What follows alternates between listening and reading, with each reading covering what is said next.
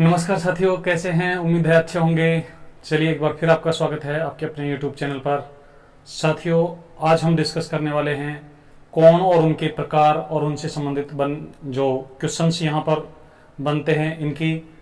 तो हम सेशन को शुरू करें इससे पहले एक बार आप सेशन को शेयर कर दीजिए। चैनल पर नए हैं तो सब्सक्राइब कर लीजिए और बेल आइकन को प्रेस कर लीजिए ताकि आने वाले वीडियोज की नोटिफिकेशन आप तक सबसे पहले पहुंच सके। तो चलिए साथियों शुरू करते हैं। कुछ साथी हमारे गुड मॉर्निंग बोल रहे हैं। गुड मॉर्निंग साथियों। वैसे अब ये गुड इवनिंग का टाइम है तो आप गुड इवनिंग बोलें या फिर राम राम बोलें।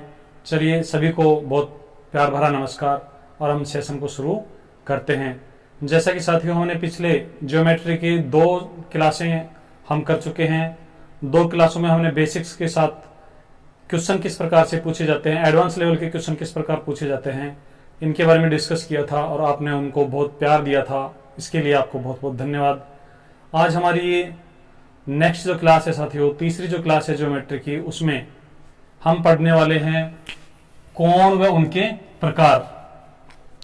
आप लोगों की कमेंट्स और आप लोगों के फीडबैक के अनुसार साथियों आज हमने सेशन को कुछ अलग से डिजाइन किया है। हमारे बहुत सारे साथी ये डिमांड करते हैं कि सर क्वेश्चन पूछिए, क्वेश्चन पूछिए। तो साथियों आपको ये बता दें कि केवल क्वेश्चन पूछने से ही कंसेप्ट क्लियर नहीं होते हैं, लेकिन चलिए आपकी इच्छा थी, आपकी मांग थी, तो हम सेशन की शुरुआत क्वेश्चंस के साथ कर रहे हैं। उसके बाद हम यहाँ पर कंसेप्ट को डेवलप करेंगे और साथ के साथ क्वेश्चन भी पूछते रहेंगे। तो आप बिल्कुल तैयार रहिए, अपना पेन और पेपर लेकर बैठ जाइए और अपने नोट्स भी तैयार करते रहिए। और साथियों अब हम स्टार्ट करते हैं बिना किसी टाइम वेस्ट किए। पहला सवाल आज का जो सेशन है साथियों, क्वेश्चन से स्टार्ट कर रहे हैं। 2 प्रतिवर्तक कोण x व y के मानों का अनुपात 4:5 है तो y का मान क्या होगा? कोण y का मान क्या होगा? साथियों यहां पर पहला ऑप्शन हमारा 50 डिग्री, दूसरा ऑप्शन 100 डिग्री, तीसरा ऑप्शन 150 डिग्री और चौथा ऑप्शन 200 डिग्री। तो आप एक बार हमें कमेंट कर दीजिए कि इस सवाल का आंसर क्या होगा। आपके कमेंट्स का हम इंतजार कर रहे हैं, आप कमेंट कर दीजिए। उसके बाद इस सवाल का आंसर भी साथियों आपको अभी मिलने वाला है। दूसरा हमारा सवाल है, कोई कोण अपने पूरक कोण के 3 गुने से 30 अधिक है तो उसका मान होगा। तो उसका मान होगा, ऑप्शन हमारे इस प्रकार से हैं, 15 डिग्री, 30 डिग्री, 60 डिग्री और 75 डिग्री। तो आप अपना जो आंसर है वो हमें कमेंट कर दीजिए, आप कौन सा उत्तर इसका सही मानते हैं। तीसरा क्वेश्चन हमारा यह है, निम्नलिखित में से सर्वाधिक परास वाला कोण है, अर्थात सबसे अधिक रेंज वाला, सबसे अधिक परास कौन से कोण की होती है? पहला ऑप्शन है हमारा सरल कोण, दूसरा है पूर्ण कोण, तीसरा है वृहत कोण और चौथा है अधिक कोण। तो इसका आंसर भी आप हमें कमेंट कर दीजिए। साथियों आपके कमेंट हमें मिलने लगे हैं और कौन से आंसर सही होंगे, किस के कमेंट सही हैं, किसके गलत हैं, इसके लिए आप देखते रहिए हमारा सेशन। हम इन क्वेश्चंस के आंसर भी देंगे, इसके अलावा बहुत सारे एक से एक अच्छे जो सवाल हैं उनका आंसर यहाँ पर देने वाले हैं। तो चलिए साथियों हम आज का सेशन शुरू करते हैं और हम सेशन की जो शुरुआत है हमेशा की तरह बिल्कुल 0 लेवल से स्टार्ट करेंगे। साथियों जितनी भी शब्दावली है उसको हम बिल्कुल क्लियर करते हुए चलते हैं, क्योंकि जब तक शब्दावली हमारी क्लियर नहीं होगी तब तक साथियों हमारा जो कंसेप्ट है वो बिल्कुल अच्छे से क्लियर नहीं हो पाएगा। तो अभी हम बात कर रहे हैं कोण की। पिछली क्लास में हमने जो पढ़ा था, सबसे पहले हम 1 से 2 मिनट में उनका रिवीजन करेंगे। उसके बाद इस क्लास में नया क्या पढ़ने वाले हैं वो हम सिस्टमेटिक स्टार्ट करेंगे। सबसे पहले बात करें हम कोण की, तो साथियों कोण क्या होता है? ये कोई बिंदु है, इस बिंदु से एक किरण यहां खींचे और एक किरण यहां खींचे। साथियों ये ओ बिंदु है, ये ओ ए किरण है, ये ओ बी किरण है। तो इसके बीच की ये जो वृत्तीय दूरी है साथियों ये कोण कहलाती है। तो आपको पता चल गया होगा कि ये कोण है। कोण को अंग्रेजी में साथियों एंगल बोलते हैं और इसके लिए जो साइन होता है इस प्रकार का होता है। ये जो साइन है साथियों कोण के लिए होता है। अब यहां पर आप देखिए और क्या क्या है। ये जो बिंदु है साथियों ओ, इसे हम शीर्ष कहते हैं। यहां पर किरण जो OA है उसको हम भुजा कहेंगे, कोण के लिए ये भुजा होगी और साथ ही ये भी भुजा होगी। तो इतना आपको बहुत क्लियर होना चाहिए। चलिए अब हम कुछ और बातें करते हैं साथियों। हमने पिछले सेशन में कोण के विभिन्न प्रकार पढ़े थे, आइए 1 मिनट में उनको भी एक बार रिवाइज कर लेते हैं। पहला प्रकार था हमारा न्यून कोण। साथियों ऐसा कोण जिसका मान 0 डिग्री से तो अधिक हो और 90 डिग्री से कम हो, ऐसे कोण को कहते हैं हम न्यून कोण। जैसे 30 डिग्री हो, 45 डिग्री हो, 50 डिग्री, 60 डिग्री, 75 डिग्री, ये सारे के सारे ही न्यून कोण के उदाहरण हैं। इसके बाद साथियों दूसरा हमारा कोण था समकोण। समकोण जिस कोण का मान 90 डिग्री होता है उसे हम समकोण कहते हैं। फिक्स जिसका मान 90 डिग्री होता है साथियों उसे हम समकोण कहते हैं। चलिए अब आप एक बार कमेंट करके हमें बता दीजिए कि 1 डिग्री जो होता है साथियों उसमें कितने कला होते हैं, कितने कला होते हैं। 1 डिग्री बराबर कितने कला और 1 डिग्री बराबर कितने विकला होते हैं। कितने कला और कितने विकला होते हैं आप कमेंट करके हमें बता दें कि 1 डिग्री जो होता है उसमें कला कितने और विकला कितने। साथियों आपके जो कमेंट हैं वो हमें मिलने लग गए हैं, हमारे कई साथी सही आंसर दे रहे हैं। चलिए अब हम नेक्स्ट बढ़ते हैं साथियों। तीसरा हमारा जो कोण है वो है अधिक कोण। अधिक कोण, और साथियों अधिक कोण आपको पता है 90 डिग्री से बड़ा होना चाहिए, 90 डिग्री से बड़ा होना चाहिए, 180 डिग्री से छोटा होना चाहिए। ऐसे कोण को हम कहते हैं अधिक कोण। चौथा हमारा है साथियों सरल कोण। सरल कोण जिस कोण का मान 180 डिग्री होता है उसे हम सरल कोण कहते हैं। पांचवा साथियों हमारा है वृहत कोण। वृहत कोण जिस कोण का मान 180 डिग्री से बड़ा हो और 360 डिग्री से छोटा हो। 180 से बड़ा, 360 से छोटा हो उसे हम वृहत कोण कहते हैं। और अंतिम है साथियों हमारा पूर्ण कोण। पूर्ण कोण साथियों 360 डिग्री वाला जो होता है उसे हम पूर्ण कोण कहते हैं। तो यहां पर जो टोटल 6 प्रकार के कोण हैं साथियों उनमें समकोण, सरल कोण और पूर्ण कोण, ये 3 कोण साथियों फिक्स मान वाले हैं। फिक्स मान वाले हैं। इसका 90 डिग्री होता है, इसका 180 डिग्री होता है, इसका 360 डिग्री होता है। और बचे हुए जो 3 हैं साथियों ये रेंज पर आधारित होते हैं, अर्थात इनकी एक निश्चित परास होती है, जिसमें सबसे अधिक परास वाला जो कोण है होता है साथियों वृहत कोण होता है, क्योंकि ये 180 डिग्री से 360 डिग्री के बीच घूमता है। 180 डिग्री से और 360 की रेंज वाले जो कोण है साथियों वृहत कोण कहलाते हैं। इसलिए सबसे अधिक परास वाला कोण भी वृहत कोण ही होता है।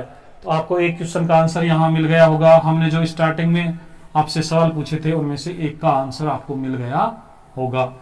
चलिए साथियों उसके बाद हमने विशेष संबंध के आधार पर कोणों के जो प्रकार पढ़े थे, जो सबसे इंपॉर्टेंट है, जहां से क्वेश्चन पूछे जाते हैं, उनके बारे में देख लीजिए। हमने पढ़ लिया था पूरक कोण। पूरक कोण। दूसरा हमने पढ़ा था संपूरक कोण। संपूरक कोण। और साथियों तीसरा होता है प्रतिवर्तक कोण। प्रतिवर्तक कोण जो आपने अभी तक नहीं पढ़ा होगा। तो चलिए देखते हैं ये क्या होते हैं साथियों। यहां पर दो कोणों के योग की बात है। यदि x व y, x प्लस y का मान यदि 90 डिग्री हो तो x और y फिर साथियों एक दूसरे के पूरक कोण होते हैं। यदि x और y का मान, x और y हो, a और b हो, कोई भी 2 कोण हो साथियों, इनका यदि योग 180 डिग्री हो तो ये आपस में संपूरक होते हैं। और साथियों यदि x और y का योग 360 डिग्री हो तो फिर ये आपस में प्रतिवर्तक कोण होते हैं। तो प्रतिवर्तक कोण क्या होते हैं ये समझ में आ गया होगा। अब साथियों यदि हम बात करें कि यहां पर ये हमारे पास एक कोण है, ये O है, ये A है, ये B है और ये C है। तो साथियों ये 2 कोण हैं हमारे पास। इन कोण को बोलते कैसे हैं, कोण का नाम कैसे लिखते हैं साथियों आप देख लीजिए। इस कोण को जैसे इसे हम x कहें, इसे हम y कहें, तो x को बोला जाएगा कोण x बराबर साथियों ऐसे बोला जाएगा कोण AOB। और कोण हमारा जो y है साथियों उसको हम बोलेंगे कोण BOC। या फिर कोण COB, इस प्रकार से हम कोण का नाम रखते हैं। तो यदि साथियों इन दोनों कोणों का योग 90 डिग्री हो जाए तो ये आपस में पूरक कोण होते हैं। चलिए अब आप कमेंट करके हमें कुछ आंसर बता दीजिए, कुछ आंसर बता दीजिए। साथियों एक कोण है हमारे पास, एक कोण है जिसका मान है 50 डिग्री। 50 डिग्री का एक कोण है, मान लीजिए x, इसका कोई दूसरा साथी कोण y है। अब आपको बताना है कि y का मान क्या हो कि ये आपस में पूरक कोण हो, y का मान क्या हो कि आपस में संपूरक कोण हो, और y का मान साथियों क्या हो कि ये आपस में प्रतिवर्तक कोण बन जाएं। अर्थात x और y, x तो साथियों फिक्स है, y x का मान तो 50 डिग्री है, y का मान कितना रखें कि x और y आपस में पूरक कोण बन जाएं, y का मान कितना रखें कि x और y आपस में संपूरक कोण हो जाएं, और y का मान हम कितना रखें कि ये एक दूसरे के प्रतिवर्तक कोण हो जाएं। तो आप कमेंट कर दीजिए अपने आंसर। ये हमारा पहला क्वेश्चन, ये हमारा दूसरा क्वेश्चन और ये हमारा तीसरा क्वेश्चन। पहले क्वेश्चन का आंसर साथियों होगा 40 डिग्री। आपको पता है पूरक कोण होने के लिए दोनों कोणों का योग 90 डिग्री होना चाहिए। साथियों हमारे पास एक कोण 50 डिग्री का है, दूसरा यदि 40 डिग्री का होगा तो आपस में पूरक हो जाएंगे। संपूरक के लिए साथियों योग हमारे पास 180 डिग्री होना चाहिए। एक हमारे पास 50 का है तो दूसरा यहाँ पर y का जो मान है साथियों होना चाहिए 130 डिग्री, और यहाँ पर y का मान साथियों कितना होना चाहिए आप हमें बता दीजिए, ताकि मान हमारा 360 डिग्री हो जाए। तो y का मान साथियों 310 डिग्री होगा, तो x और y आपस में प्रतिवर्तक कोण हो जाएंगे। तो साथियों इस प्रकार से भी सवाल पूछे जा सकते हैं। आपको सेशन कैसा लग रहा है आप कमेंट करके बता दीजिए, और अच्छा लग रहा है तो एक बार शेयर कर दीजिए और अपने दोस्तों को भी बता दीजिए। चलिए साथियों अब हम नेक्स्ट हमारा जो आज की हेडिंग है उसकी ओर बढ़ते हैं। आपको पूरक, संपूरक और प्रतिवर्तक कोण की समझ अच्छे से आ गई होगी, और साथियों यदि आपको समझ में आ गया है तो एक बार वीडियो को लाइक कर दीजिए और थम्स अप भी कर दीजिए। चलिए साथियों अब हम स्थिति के आधार पर कोणों के प्रकार पढ़ते हैं। स्थिति के आधार पर कोण कितने प्रकार के होते हैं आइए देखते हैं। आप हेडिंग लगा दीजिए, स्थिति के आधार पर कोणों के प्रकार। स्थिति के आधार पर कोणों के प्रकार। स्थिति के आधार पर कोणों के प्रकार। साथियों स्थिति के आधार पर कोण अलग अलग प्रकार के होते हैं। यहाँ हम बिल्कुल बेसिक्स से इनको पढ़ेंगे और आपको बिल्कुल क्लियर समझ में आएगा साथियों। बस आप अपना जो कंसंट्रेशन है वो यहाँ रखिए, आप अगल बगल में ध्यान न लगाएं। मुझे सारा पता चल रहा है साथियों आप कहाँ ध्यान दे हुए हैं। चलिए देखते हैं। सबसे पहला हमारा जो स्थिति के आधार पर है वो साथियों शीर्षाभिमुख कोण। शीर्षाभिमुख कोण साथियों इसको अंग्रेजी में बोलते हैं vertically opposite angle. Vertically opposite angle शीर्षाभिमुख कोण, या फिर इनको साथियों सम्मुख कोण भी बोल देते हैं। तो आप बताइए कि शीर्षाभिमुख कोण किसे कहते हैं, इनमें आपस में क्या संबंध होता है। देखिए साथियों जब दो रेखाएं एक दूसरे को काटती हैं, एक दूसरे को प्रतिच्छेद करती हैं, तो साथियों ऐसी रेखाओं को हम प्रतिच्छेदी रेखाएं कहे थे। ये जो बिंदु है इसे प्रतिच्छेद बिंदु कहते हैं। साथियों अब यहां पर यदि हम बात करें कि यदि इनको हम कोण मान लें कि ये कोई कोण है, इसे हम O कह दें, ये A कह दें, ये B, C और D, तो साथियों अब आप देखेंगे कि कोण AOB, कोण AOB एक कोण बना रहा है। ऐसे साथियों कोण BOC, कोण COD, कोण DOA, यहां पर 4 कोण बन रहे हैं। साथियों मैं इनको सिंपल नाम दे देता हूं। इसे मैं 1 कहूंगा, इसे 2 कहूंगा, इसे 3 कहूंगा, इसे 4 कहूंगा। तो साथियों हमारा कोण 1 और कोण 2 एक दूसरे के आमने सामने हैं, एक दूसरे के सम्मुख हैं, शीर्ष के सम्मुख हैं, शीर्ष के अभिमुख हैं। इसलिए ऐसे कोण जो प्रतिच्छेदी रेखाओं के आमने सामने बनते हैं साथियों, एक इधर तो एक इधर, एक इधर तो एक इधर, तो ऐसे कोणों को साथियों हम बोलते हैं शीर्षाभिमुख कोण। और साथियों शीर्षाभिमुख कोण होते हैं, आप नोट कर दीजिए, आप नोट लिख दीजिए, शीर्षाभिमुख कोण आपस में, शीर्षाभिमुख कोण आपस में समान होते हैं, समान होते हैं। साथियों बहुत ही इंपॉर्टेंट फैक्ट है, शीर्षाभिमुख जो कोण होते हैं आपस में समान होते हैं। समान होने से तात्पर्य क्या है साथियों, यदि कोण एक हमारा 90 डिग्री है तो कोण दो भी 90 डिग्री होगा। यदि कोण हमारा एक 80 डिग्री का है तो कोण दो भी 80 डिग्री का होगा। तो यहां पर शीर्षाभिमुख कोण जो होते हैं साथियों आपस में समान होते हैं। अब आप एक क्वेश्चन बता दीजिए, क्या शीर्षाभिमुख कोणों का योग, क्या शीर्षाभिमुख कोणों का योग 180 डिग्री होता है? यस और नो, यस और नो में आंसर दीजिए। कई साथी हमारे कह रहे हैं नो नो नो, बिल्कुल सही साथियों, 180 डिग्री हो सकता है लेकिन होता है जरूरी नहीं है। चलिए अब हम नेक्स्ट हमारा जो कोण है वो पढ़ते हैं साथियों। अगला हमारा कोण है एक बिंदु पर बनने वाले कोण। एक बिंदु के चारों ओर, एक बिंदु के चारों ओर बनने वाले कोण। साथियों यहां पर एक बिंदु है, यदि इस पर विभिन्न रेखाएं, यहां से विभिन्न किरणें यदि हम खींच दें अलग अलग दिशाओं में, तो साथियों अब यहां पर इस बिंदु पर जो ये कोण बन रहे हैं, ये जो कोण बने हैं, जैसे इसे हम एक नाम दें, इसे दो कहें, इसे तीन कहें, इसे चार कहें और इसे पांच कहें, तो ये जो कोण बने हैं साथियों इन्हें कहते हैं हम एक बिंदु के चारों ओर बनने वाले कोण। और साथियों यहां पर विशेष क्या है, इन सबका जो योग होगा साथियों, एक बिंदु पर बनने वाले जो कोण हैं उनका जो योग होगा वो होता है साथियों 360 डिग्री।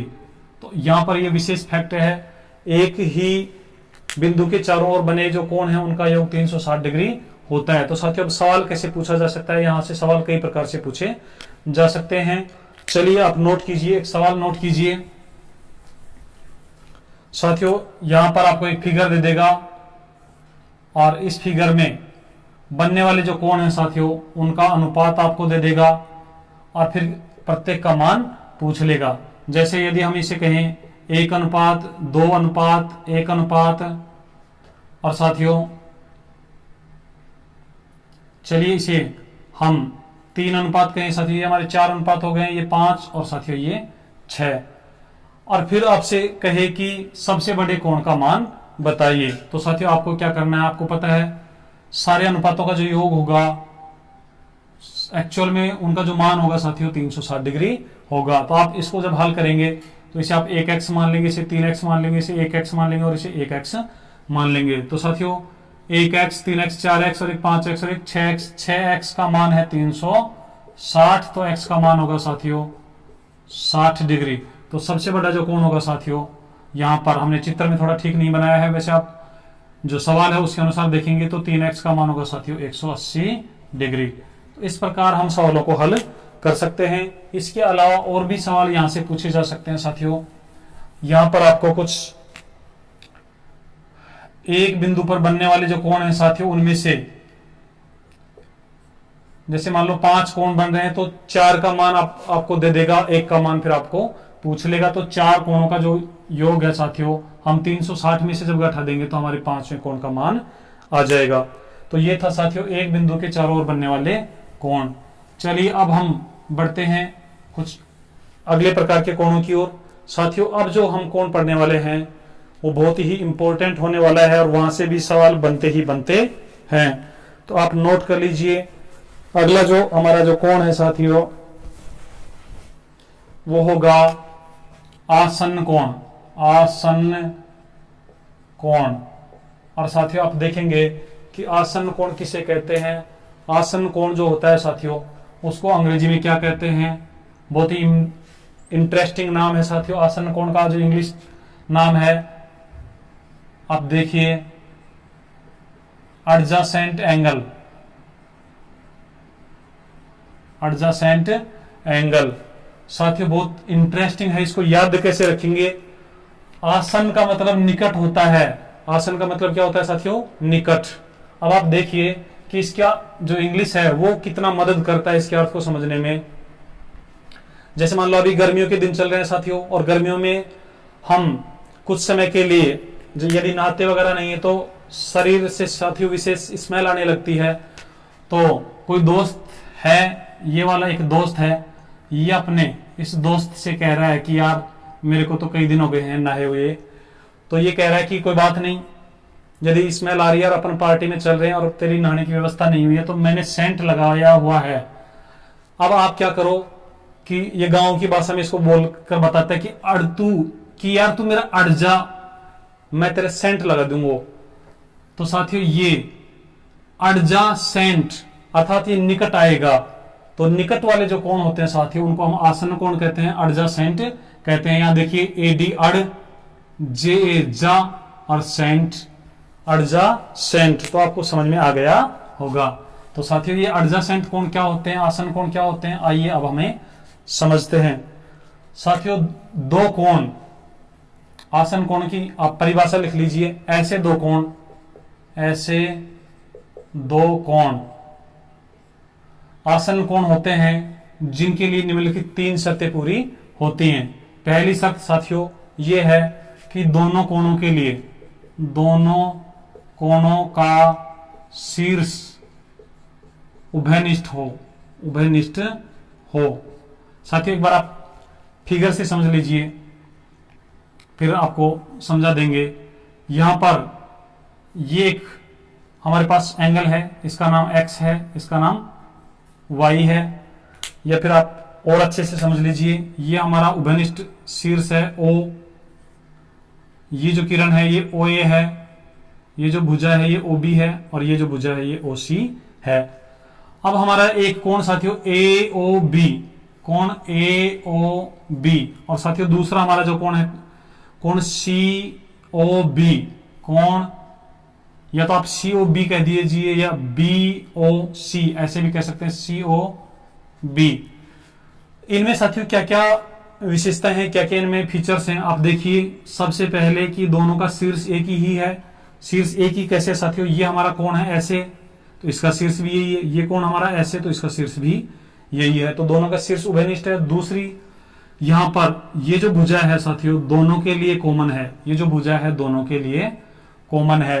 तो दूसरी हमारी जो विशेषता होगी, दूसरा हमारा जो गुण होगा कि दोनों में एक भुजा उभयनिष्ठ होनी चाहिए, उभयनिष्ठ होनी चाहिए। और साथियों इतने से ही काम चलने वाला नहीं है। चलिए अब आप एक बार मेरे को कमेंट करके बताना, आप में से कितने साथी पहले से ही जानते हैं। यहां पर साथियों मैं एक और कोण बना रहा हूं। ये हमारे पास एक कोण है, ये ए वाला ऑप्शन है, ये बी वाला ऑप्शन है। आप बताइए ए वाले और बी वाले ऑप्शन में से आसन कोण कौन से हैं, आसन कोण कौन से हैं? आप कमेंट करके बता दीजिए। ए और बी में से आप कमेंट करके हमें बता दीजिए कि आसन कोण कौन सा है। चलिए साथियों अब देखते हैं कि हमारा जो आसन कोण है वो कौन सा है। यहां पर हम तीसरी उसकी विशेषता लिखते हैं। तीसरी विशेषता ये है साथियों, चलो मैं इसका आंसर बता देता हूं। बी हमारा आसन कोण है और ये आसन कोण नहीं है। क्यों नहीं है अभी हम डिस्कस करने वाले हैं। आसन कोण का जो निर्धारण है साथियों वो तीसरे बिंदु से या तीसरे गुण से होता है। तीसरा गुण ये है साथियों, ये हमारी कॉमन भुजा थी, उभयनिष्ठ भुजा थी, और शेष भुजाएं ये हैं साथियों। तो शेष जो भुजाएं हैं वो उभयनिष्ठ भुजा के विपरीत साइड में होनी चाहिए साथियों। एक इस दिशा में है तो दूसरी इस दिशा में है। तो यदि उभयनिष्ठ भुजाएं या जो शेष भुजाएं हैं वो उभयनिष्ठ भुजा के अलग अलग साइडों में हैं तो ऐसे कोण आसन कोण कहलाएंगे। और यहां पर साथियों आप देख रहे होंगे कि ये हमारा जो शीर्ष है ये तो उभयनिष्ठ है, और एक भुजा, ये वाली जो भुजा है साथियों ये भी उभयनिष्ठ है।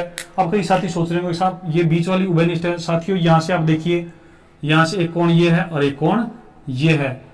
तो यहाँ जो उभयनिष्ठ भुजा है साथियों ये वाली है, और जो शेष भुजाएं हैं वो उभयनिष्ठ भुजा के दोनों जो हैं वो साथियों एक ही ओर हैं। इसलिए ये हमारा आसन कोण नहीं है और ये हमारे आसन कोण हैं। तो अब आपको समझ में आ गया होगा कि आसन कोण क्या होते हैं। आसन कोणों में साथियों 3 शर्तें कंप्लीट होनी चाहिए। तीसरी जो हमारी शर्त है आप लिख लीजिए शेष भुजाएं उभयनिष्ठ भुजा के विपरीत और होनी चाहिए।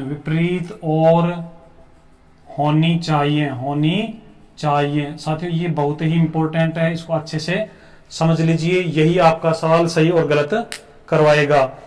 चलिए अब हम कुछ एग्जाम्पल देखते हैं, आप हमें बताना कौन से कोण उभयनिष्ठ हैं, कौन से जो कोण है वो आसन कोण है और कौन से नहीं है।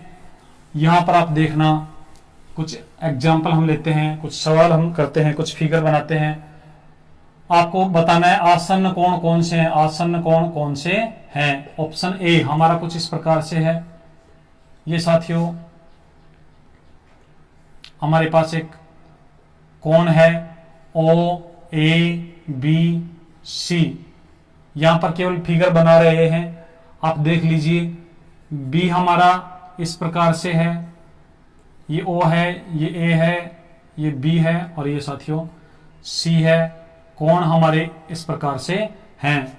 तीसरा हमारा साथियों ऑप्शन है जो इस प्रकार से है, ये हमारे पास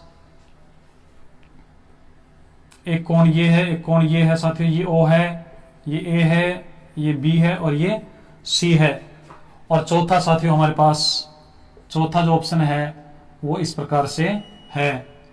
चौथा ऑप्शन इस प्रकार से साथियों, एक कोण ये है और एक कोण ये है। अब आप ये बता दीजिए कि आसन कोण तो कौन से हैं और आसन कोण कौन सा नहीं है। आसन कोण कौन कौन से हैं? यस यस यस यस, कौन कौन से ऑप्शन आसन कोण हैं आप बता दीजिए। हमारे साथियों के आंसर आ रहे हैं लगातार। साथियों देखेंगे आप, ये भी आसन कोण है, ये भी आसन कोण है और ये भी आसन कोण है, लेकिन ये वाला आसन कोण नहीं है। क्यों नहीं है? क्योंकि यहां पर साथियों ये शीर्ष उभयनिष्ठ है, ये भुजा उभयनिष्ठ है और जो शेष भुजाएं हैं वो उभयनिष्ठ भुजा के एक ही तरफ हैं, इसलिए ये आसन कोण नहीं है। अब चलिए अब नेक्स्ट हम बात करते हैं अगले प्रकार का जो कोण है साथियों, आप नोट कर लीजिए, हेडिंग लगा दीजिए, हर रैखिक कोण युग्म। हर रैखिक कोण युग्म, pair of linear angle, pair of linear angle. साथियों रैखिक कोण युग्म क्या होता है आप समझ लीजिए, बहुत आसान सा है। ये हमारे पास अभी हमने पढ़ा था कि ये O, ये X, ये Y और साथियों ये Z, ये हमारे पास एक कोण है जिसे हम अभी आसन कोण कह रहे थे। साथियों आसन कोण इसे भी कह सकते हैं, आसन कोण हम इसे भी कह सकते हैं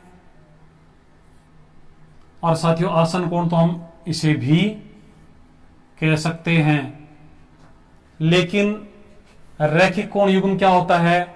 ऐसा आसन कोण जिसकी अउभयनिष्ठ भुजाएं, शेष भुजाएं, साथियों ये हमारा शीर्ष कॉमन है, ये वाली भुजा कॉमन है और साथियों OX और OZ जो भुजाएं हैं वो कॉमन नहीं है। तो ऐसे कोण, युग्म, ऐसा कोण जिसकी, ऐसे आसन कोण जिनकी अउभयनिष्ठ भुजाएं या शेष जो भुजाएं हैं वो एक सरल रेखा के रूप में होती हैं, एक सरल रेखा के रूप में होती हैं, उसे साथियों हम कहते हैं रैखिक कोण युग्म। तो यहां पर रैखिक कोण युग्म ये सही है साथियों, ये गलत है और ये गलत है। तो अब आप देख लीजिए कि क्या आसन कोण को हम रैखिक कोण युग्म कह सकते हैं? यस और नो, यस और नो बता दीजिए कि आसन कोण को, यदि हम आसन कोण को हम रैखिक कोण युग्म कह सकते हैं या नहीं। आप यस और नो में हमें कमेंट कर दीजिए, यस यस यस यस या फिर नो नो नो। साथियों आपका आंसर जो भी है आप हमें कमेंट कर दें। कुछ साथियों के आंसर सही आ रहे हैं। साथियों हम आसन कोण को रैखिक कोण युग्म बिल्कुल भी नहीं कह सकते, एक विशेष कंडीशन में कह सकते हैं। और वो विशेष कंडीशन कौन सी है साथियों? विशेष कंडीशन ये है कि ऐसे आसन कोण जो संपूरक भी हों, जो संपूरक भी हों। और साथियों आपको पता है संपूरक क्या होते हैं? जब दो कोणों का योग 180 डिग्री होता है तो उन्हें हम संपूरक कोण कहते हैं। तो रैखिक कोण युग्म के लिए साथियों दो बातें होंगी, आसन कोण हो और संपूरक हो। तो यदि दोनों शर्तें लागू हो रही हैं तो फिर साथियों हम उसे रैखिक कोण युग्म कह देते हैं। तो आपसे यहां पर कथन सत्य कौन सा है, असत्य कौन सा है, ऐसा भी यहां पर सवाल बना सकता है। चलिए साथियों, अब हम कुछ और कोणों के बारे में पढ़ते हैं। साथियों, अब हम नेक्स्ट जो हमारे कोण होंगे वो होंगे समांतर रेखाओं को जब तिर्यक रेखा काटती है, जब दो समांतर रेखाओं को एक तिर्यक रेखा काटती है तो बनने वाले कोण। और साथियों ये यहां पर ये जो हमारा प्रकार है ये बहुत ही महत्वपूर्ण है, यहां से सवाल बनने की प्रबल संभावनाएं रहती हैं। साथियों ये हमारे पास दो समांतर रेखाएं हैं, इनको ये एक तिर्यक रेखा काट रही है। तो अब यहां पर 8-10 प्रकार के कोण बनते हैं। कुल मिलाकर यहां 8 कोण बने हुए हैं। इसे हम 1 कहें, इसे 2 कहें, इसे 3 कहें, इसे 4 कहें, साथियों इसे 5 कहें, 6, 7 और ये टोटल 8। और ये जो 8 कोण हैं इनके क्या क्या नाम हैं, कौन कौन से कोणों में आपस में क्या क्या संबंध है, कौन कौन से कोणों का मान आपस में समान होता है, कौन से दो कोणों का जो योग है 180 डिग्री होता है। साथियों सब कुछ हम डिस्कस करेंगे, लेकिन हम इसका डिस्कशन साथियों नेक्स्ट सेशन में करेंगे। तो आज के लिए साथियों इतना ही। हमने आज की क्लास के स्टार्टिंग में जो 3 सवाल आपसे पूछे थे उनका जवाब आपको मिल गया होगा। और साथियों आपको ये सेशन समझ में आया या नहीं आप कमेंट करके बता दीजिए, और आप सेशन में कंटिन्यू बने रहिए। साथियों कोई भी मुकाम हो, कोई भी टारगेट हो, उसको हासिल करने के लिए छोटे छोटे कदम हमको रखने होंगे। छोटे छोटे कदमों से ही हम मंजिल तक पहुंचते हैं। तो आप अपना जो कंसंट्रेशन है, आप अपनी जो मेहनत है, आप अपना जो पूरा अटेंशन है उसे अपने टारगेट पर लगा दीजिए। साथियों टारगेट को अचीव करने के लिए निरंतर स्टडी और पूरा जो कंसंट्रेशन है वो बहुत जरूरी होता है। तो चलिए साथियों आज के लिए इतना ही, मिलते हैं नेक्स्ट सेशन के साथ। तब तक आप पढ़ते रहिए, मस्त रहिए। जय हिंद, जय भारत।